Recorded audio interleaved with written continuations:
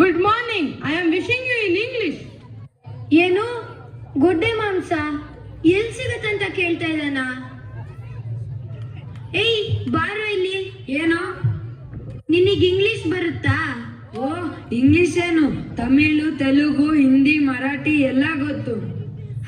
ಎಲ್ಲಾ ಭಾಷೆ ಗೊತ್ತು ಅಂದ್ರೆ ನೀನು ವೀರ ಕನ್ನಡಿಗನೇ ಆಗಿರ್ಬೇಕು. ಅದೆಲ್ಲ ಬಿಡೀಗ ಇಂಗ್ಲಿಷ್ ಗೊತ್ತಾ ಇಲ್ವಾ ಅಷ್ಟೇ ಹೇಳು.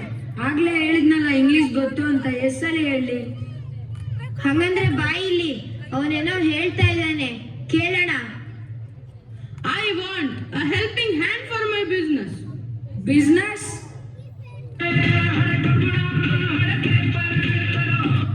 Are you old Kabna plastic picker? No, business.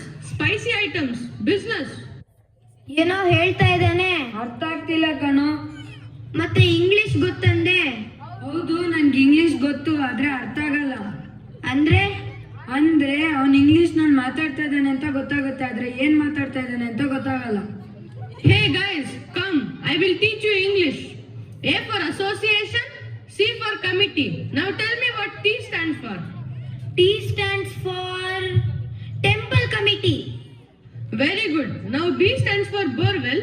Tell me what S stands for. S stands for second main borewell. Like this, F stands for first main borewell, right?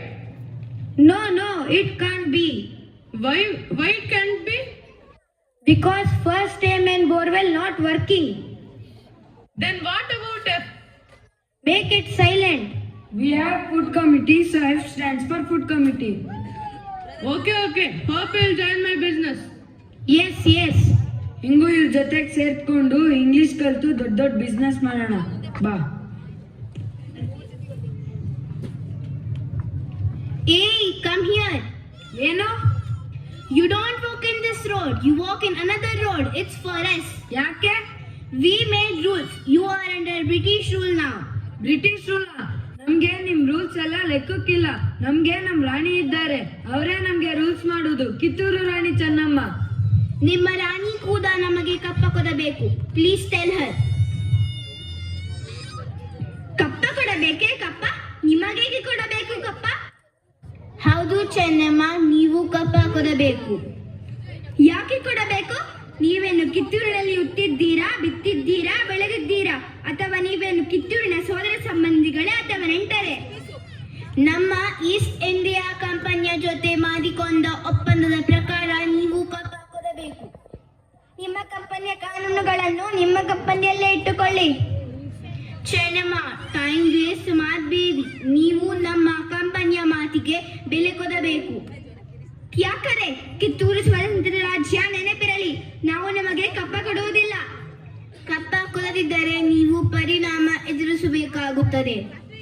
ಏಯ್ ಬಿಳಿ ಜಿರಳೆಗಳೇ, ನೀವು ಹೆದರಿಸಿದ ಕ್ಷಣ ಹೆದರಿಕೊಳ್ಳಲು ನಾವು ಎಲ್ಲಿಂದಲೂ ವ್ಯಾಪಾರಕ್ಕೆ ಬಂದ ದಲ್ಲಾಳಿಗಳಲ್ಲ, ಕನ್ನಡ ತಾಯಿಯ ಮಕ್ಕಳು, ಇದೇ ಮನೆಯಲ್ಲಿ ಹುಟ್ಟಿ ಬೆಳೆದವರು.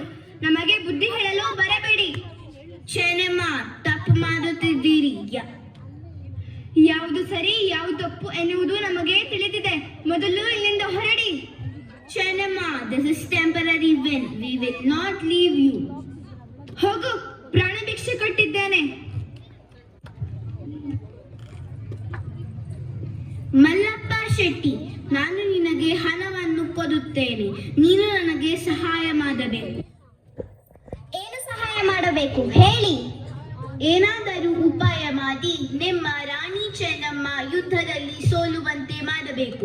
ನಿಮಗೆ ಎಷ್ಟು ಹಣ ಬೇಕು ಅಷ್ಟನ್ನು ನಾವು ಕೊಡುತ್ತೇವೆ. ಸರಿ, ಹಣ ಎಲ್ಲಿದೆ? ಇಲ್ಲಿದೆ. ಸರಿ ಬಿಡಿ ಸಾಹೇಬರೇ, ಪಿರಂಗಿಗಳಿಗೆ ಮದ್ದುಗುಂಡು ತುಂಬುವ ವೆಂಕಟಪ್ಪನಿಗೆ ಹೇಳ್ತೀನಿ. ಕಿತ್ತೂರಿನ ಎಲ್ಲಾ ಪಿರಂಗಿಗಳಿಗೆ ಮದ್ದುಗುಂಡುಗಳು ಬದಲಾಗಿ ಸಗಣಿ ಮತ್ತು ಮಣ್ಣನ್ನು ತುಂಬಲು ಹೇಳ್ತೀನಿ. Very nice, I like you, I like it. ಎಷ್ಟೊಂದು ಹಣ ಇದೆ?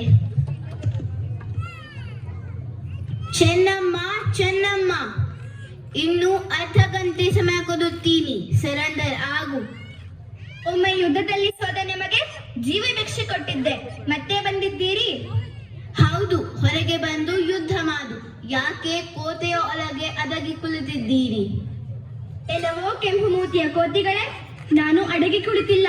ನಾವು ಕನ್ನಡಿಗರು, ಶಾಂತಿ ಪ್ರಿಯರು.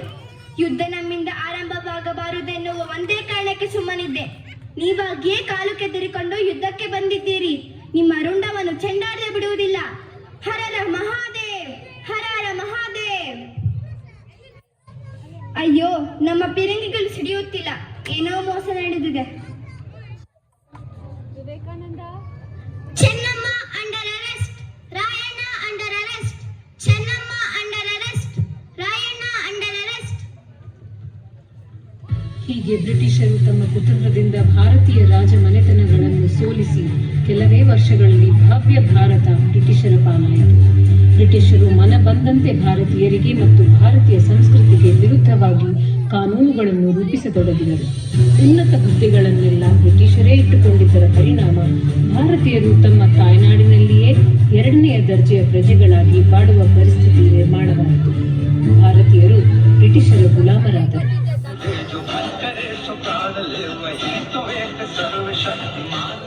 ಆಂಗ್ಲರ ದುರಾಡಳಿತ ಮತ್ತು ದಬ್ಬಾಳಿಕೆಯಿಂದ ಭಾರತೀಯರು ಬೇಸತ್ತರು.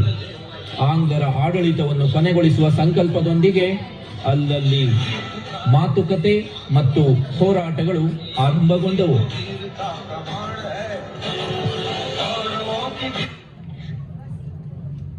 ಬಸ್ವ, ಬ್ರಿಟಿಷ್ರ ನೋಡಿಸ್ಲಿಕ್ಕೆ ನಾಳೆ ಹಾವೇರಿಲಿ ಸಭೆ ಮಾಡ್ತಾರಂತೆ.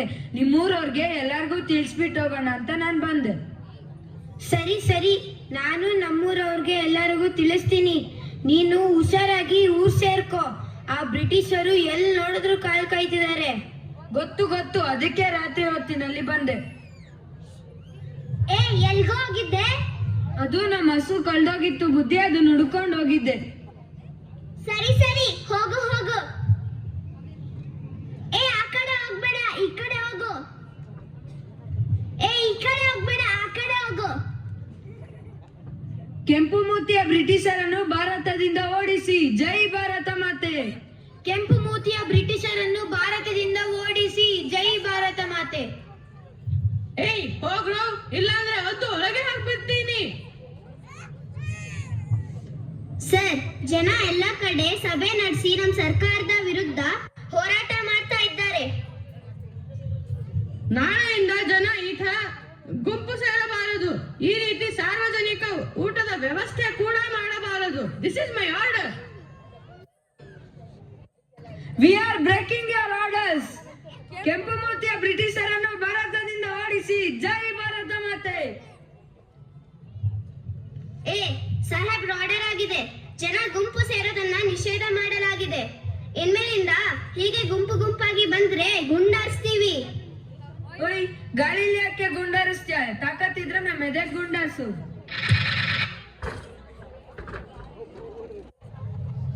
ಬಾಲ ಗಂಗಾಧರ ತಿಲಕ್ ಸಾಹೇಬ್ರವರಿಗೆ ಜೈ. ಬಾಲ ಗಂಗಾಧರ ತಿಲಕ್ ಸಾಹೇಬ್ರವರಿಗೆ ಜೈ. ಈ ಪೊಲೀಸ್ನವರು ಜನರನ್ನು ಗುಂಪು ಸೇರೋಕೆ ಬಿಡ್ತಾ ಇಲ್ಲ. ಹೀಗಾದರೆ ನಾವೆಲ್ಲ ಒಟ್ಟಾಗಿ ಸೇರಿ ಹೋರಾಟ ಮಾಡೋದಕ್ಕಾಗಲ್ಲ. ಈ ಸಲ ಒಂದು ಉಪಾಯ ಮಾಡೋಣ. ಏನು ಉಪಾಯ? ಪ್ರತಿ ವರ್ಷ ಚೌತಿಗೆ ನಾವೆಲ್ಲ ಮನೆಯಲ್ಲಿ ಗಣೇಶನನ್ನು ಇಟ್ಟು ಪೂಜೆ ಮಾಡ್ತೀವಿ. ಈ ವರ್ಷ ಗಣೇಶ ಹಬ್ಬದಲ್ಲಿ ಮನೆಯ ಹೊರಗೆ, ಊರು ಕೇರಿ ಎಲ್ಲ ಕಡೆಗಳಲ್ಲಿ ಮಂಟಪ ಕಟ್ಟಿ ಗಣೇಶನ ಮೂರ್ತಿ ಇಟ್ಟು 5 ದಿನ ಹಬ್ಬ ಆಚರಿಸೋಣ. ಸಾಹೇಬ್ರೆ, ಇದರಿಂದ ಹೋರಾಟಕ್ಕೆ ಹೇಗೆ ಸಹಾಯ ಆಗುತ್ತೆ? ಹೀಗೆ ಊರು ಕೇರಿಗಳಲ್ಲಿ ಗಣೇಶನನ್ನು ಕೂರಿಸಿ ಮನೋರಂಜನೆ ಕಾರ್ಯಕ್ರಮ ಮಾಡೋಣ. ಅದನ್ನು ನೋಡೋದಕ್ಕೆ ಹೆಚ್ಚಿನ ಜನ ಸೇರ್ತಾರೆ. ಹೀಗೆ ಹಬ್ಬದ ನೆಪದಲ್ಲಿ ಸ್ವಾತಂತ್ರ್ಯದ ಹೋರಾಟ ಬಗ್ಗೆ ಅರಿವು ಮೂಡಿಸೋಕೆ ಹಾಗೂ ಚರ್ಚೆ ಮಾಡೋದಕ್ಕೆ ನಮಗೆಲ್ಲ ಅವಕಾಶ ಸಿಗುತ್ತದೆ. ಪೊಲೀಸ್ನವರಿಗೆ ಅನುಮಾನ ಬರಲ್ಲ.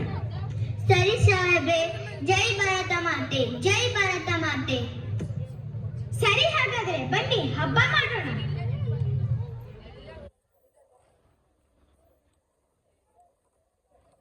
ಶುಕ್ಲಾಂ ಭರಧರಂ ವಿಷ್ಣುಂ ಶಶಿವರ್ಣಂ ಚತುರ್ಭುಜಂ ಪ್ರಸನ್ನವದನಂ ಧ್ಯಾಯೇತ್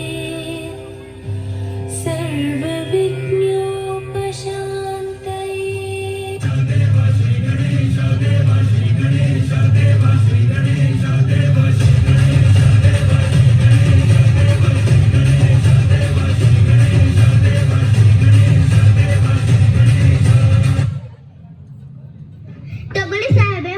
ತಿನ್ನಿ.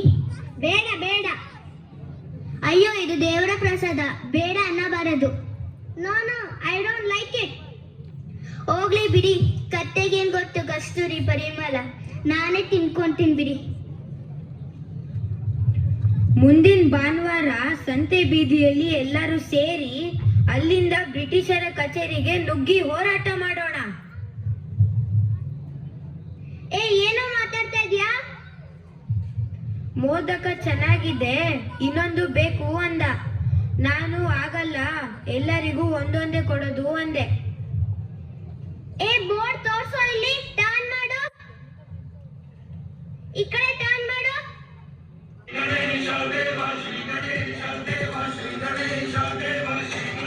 ಹೀಗೆ ಊರು ಕೇರಿಗಳಲ್ಲಿ ಗಣೇಶನನ್ನ ಕೂರಿಸಿ ಮನೋರಂಜನಾ ಕಾರ್ಯಕ್ರಮಗಳನ್ನು ಮಾಡೋದ್ರಿಂದ ಹೆಚ್ಚು ಹೆಚ್ಚು ಜನ ಸೇರತೊಡಗಿದರು. ಬ್ರಿಟಿಷರ ವಿರುದ್ಧ ಹೇಗೆ ಹೋರಾಟ ಮಾಡಬೇಕು ಅನ್ನೋದನ್ನೆಲ್ಲ ಅಲ್ಲಿಯೇ ಚರ್ಚೆ ಮಾಡತೊಡಗಿದರು. ಸ್ವಾತಂತ್ರ್ಯ ಹೋರಾಟದ ಕಿಚ್ಚು ಇಮ್ಮಡಿಯಾಗುತ್ತಾ ಹೋಯಿತು.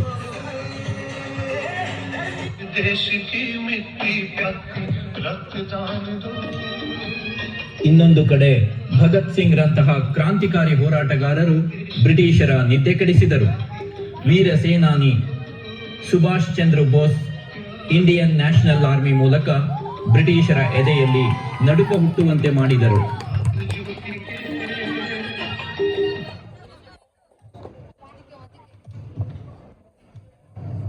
ಸ್ವಾತಂತ್ರ್ಯವನ್ನು ಯಾರೂ ಕೊಡುವುದಿಲ್ಲ, ಅದನ್ನು ನಾವೇ ಪಡೆದುಕೊಳ್ಳಬೇಕು.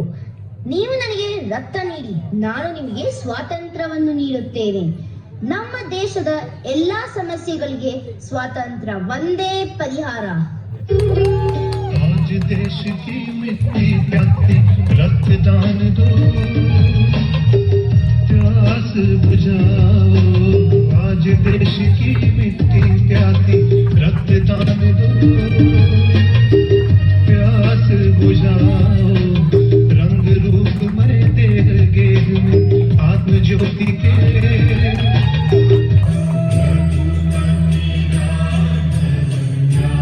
ಗೋಪಾಲಕೃಷ್ಣ ಗೋಖಲೆ ಅವರ ಕರೆಯ ಮೇರೆಗೆ ದಕ್ಷಿಣ ಆಫ್ರಿಕಾದಲ್ಲಿದ್ದ ಮೋಹನ್ ದಾಸ್ ಕರಮ್ಚಂದ್ ಗಾಂಧಿ ಭಾರತಕ್ಕೆ ಬಂದು ಹೋರಾಟಕ್ಕೆ ಇಳಿದರು. ಇಲ್ಲಿಯ ಪರಿಸ್ಥಿತಿಯನ್ನು ಅಧ್ಯಯನ ಮಾಡಿದ ಗಾಂಧೀಜಿ ಅವರಿಗೆ ಬ್ರಿಟಿಷರ ವಿರುದ್ಧ ಶಸ್ತ್ರಾಸ್ತ್ರ ಬಳಸಿ ಗೆಲುವು ಸಾಧಿಸುವುದು ಸದ್ಯದ ಪರಿಸ್ಥಿತಿಯಲ್ಲಿ ಕಷ್ಟವೆನಿಸಿತು. ಅಹಿಂಸಾ ತತ್ವದಿಂದ ಹೋರಾಟಕ್ಕೆ ಇಳಿದು ಇಡೀ ದೇಶದಲ್ಲೂ ಸ್ವಾತಂತ್ರ್ಯದ ಕಿಚ್ಚು ಹಚ್ಚಿದರು. ಲಕ್ಷ ಲಕ್ಷ ಜನರು ಗಾಂಧೀಜಿಯವರನ್ನು ಹಿಂಬಾಲಿಸಿ ಇಡೀ ದೇಶವೇ ಒಂದಾಯಿತು. ದೇಶದೆಲ್ಲೆಡೆ ಒಂದೇ ಕೂಗು, ಬ್ರಿಟಿಷರೇ ಭಾರತ ಬಿಟ್ಟು ತೊಲಗಿ. ದೇಶದಲ್ಲಿ ಹರಡಿದ ಸ್ವಾತಂತ್ರ್ಯದ ಕಿಚ್ಚನ್ನು ಕಂಡು ಬ್ರಿಟಿಷರು ಕಂಗೆಟ್ಟರು.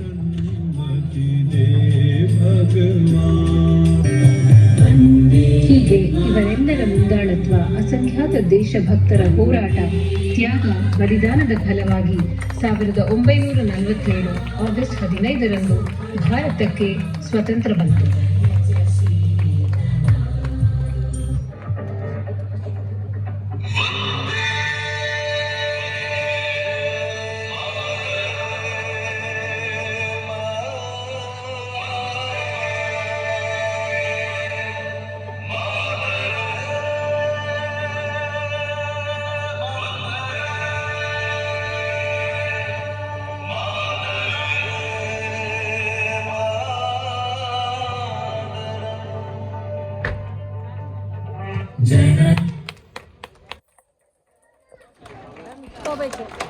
I request everyone to kindly stand by.